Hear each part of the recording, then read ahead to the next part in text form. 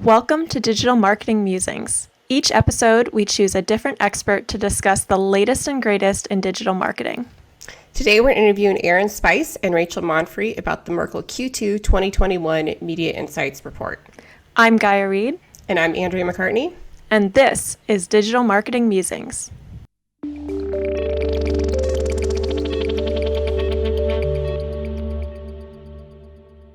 Thanks for tuning into Digital Marketing Musings. Today we're joined by Erin Spice, Senior Director of Digital Strategy, and Rachel Monfre, Associate Director of Digital Strategy. With their over 2 decades of combined experience in digital, Erin and Rachel have done it all: search, merchandising, content creation, and PR. They bring that wealth of experience with them into their current roles overseeing digital strategy holistically across accounts at Merkle. Welcome to our show, Erin and Rachel. Great to be here. Thanks for having us. So what is the Quarterly Media Insights Report? So the Quarterly Media Insights Report is something we kicked off in Q4 of last year. And the idea for it came through our media strategy team. We were pulling a lot of these insights together for our clients, for annual plans or quarterly meetings, or even just clients asking, for a POV on this or that. So as a team, we took, all of the content that we were pulling together for the clients and said, it'd be great if we could take this, expand on it, and scale it out to all of PMA. So that's kind of how the idea for the Quarterly Insights Report was born. And this issue that we just sent across a couple of weeks ago is our third report. Nice. So it started up right in the midst of COVID. Yes, right in the midst of COVID, just as we needed something else to add to our list of workload. We actually also ran a COVID newsletter that was going out every week, and a monthly newsletter. So this is a different type of deliverable, a little bit more in depth in the research that we include in these reports, and then ensuring that everything that we are talking about in these reports, every slide has an actionable recommendation for the media teams to take and apply to their clients. So what were the general themes that you got from the report? Yeah, so Q2, we cover a lot. We kind of start with the obvious, so planning for recovery right now is top of mind for advertisers across all industries. So we have a section on that. And then we have a really unique perspective on social media and how social media is evolving, how the platforms are evolving, and kind of what to watch there in terms of some trends. Let's see, what else do we cover? Short form video, which has surged over the past year with the pandemic, and just video usage in general being up. So we touch on short form video. Buy now, pay later is something that has also grown tremendously during the pandemic with the rise of e-commerce, even more prevalent in our daily lives. So buy now, pay later is something that we cover in the report. And then we briefly touch on every advertiser's favorite topic, the degradation of third-party cookies on Google Chrome, and kind of give an update there, for the teams. Are there any trends that really surprised you in the report? There was a lot, Rachel. Something that maybe didn't surprise me, but I think is really interesting because I work on a travel account, is as we move into the spring, summer here, and people are starting to gain confidence with, vaccine rollout and starting to book vacations, some of the trends around how people are looking to travel. So you see people traveling in travel bubbles or travel pods.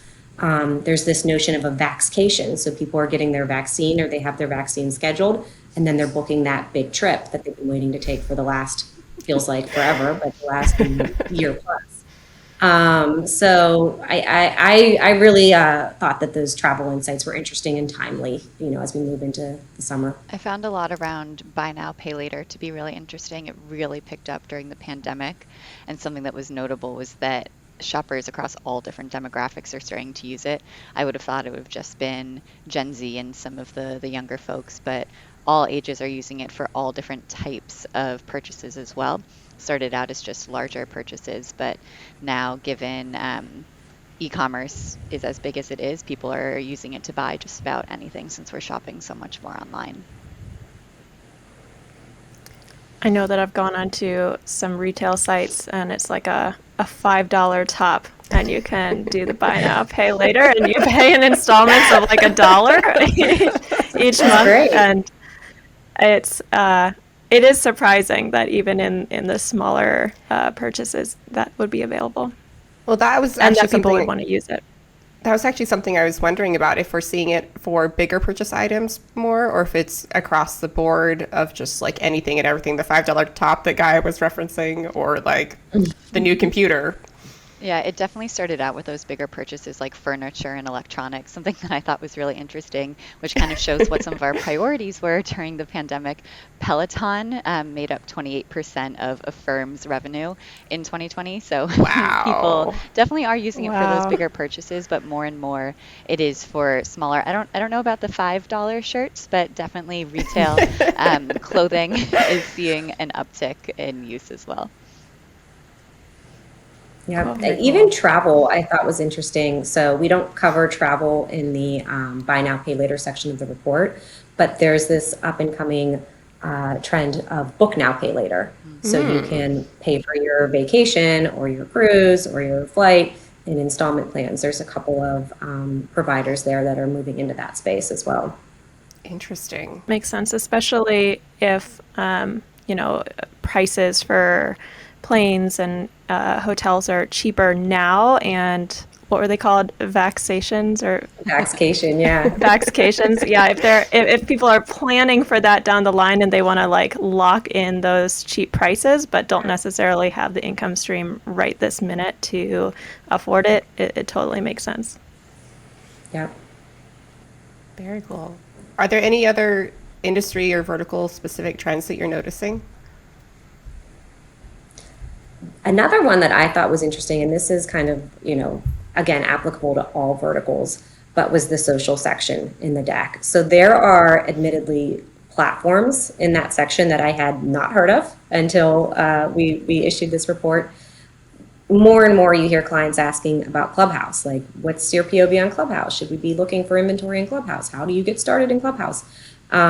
This report gives a nice kind of lay of the land in terms of what are those trends in social as people, some people move away from the more traditional platforms like Facebook.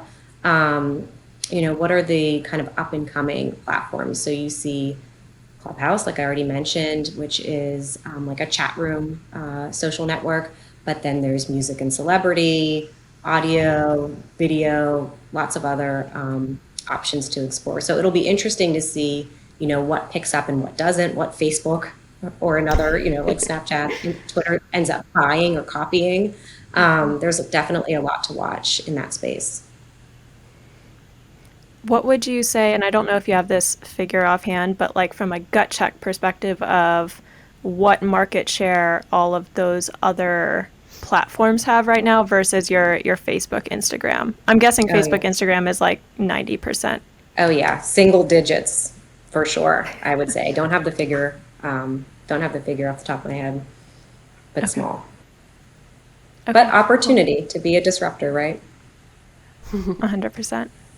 Any other commentary or plugs for sections in the report or use cases that you're already seeing advertisers pull from the report and want to put into action across their accounts? I think it's all great. I worked across a team of, rock stars on this one, and you could tell that everyone was really passionate about what they researched and wrote about. I think every section's great. The short form video section was really interesting, and it's definitely something that we're seeing become more important to engaging, especially that younger audience. So I think, I would plug the whole thing. The iOS update and the third party cookie update. Yes, it's a little less sexy than the other sections, but it contains really important, actionable information for the teams to reference as these changes are ongoing. And who knows what Google's going to announce next week? If it's like this past week, but it's something to keep up with for sure. Definitely. And to kind of plug one of our episodes, we do have the cookieless future episodes coming out soon as well. So have some information on that where we kind of do a deep dive. So, in terms of COVID recovery, obviously still very top of mind for a lot of advertisers. What really stood out to you in that section for recommendations? I think the biggest piece would just being sure that you're tracking it by DMA. Recovery is not going to look the same or happen at the same time across different regions, and advertisers really should be segmenting their strategies when possible to stay in line with what's happening in different states across the country. Very cool. So, Rachel, are there any other thoughts that you want to share? Anything we haven't gone over, want to dive into more that stood out to you? The one thing that I was going to note on the social section was just the evolution of the types of social platforms and the amount of time spent. I thought this was wild, and maybe I shouldn't seeing my own reports on my phone of how much time I'm spending on Instagram and all other apps. But on average, US adults spent 75 minutes a day on social, which was up over 16% from last year. This was for 2020 specifically, with TikTok actually contributing to a good portion of that uptick in time spent.